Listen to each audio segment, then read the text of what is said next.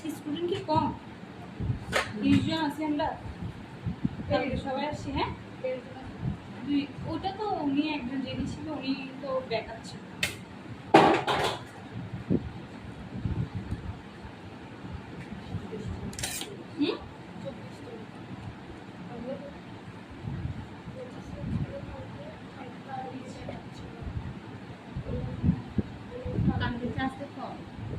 কালকে থেকে আসতে কম না?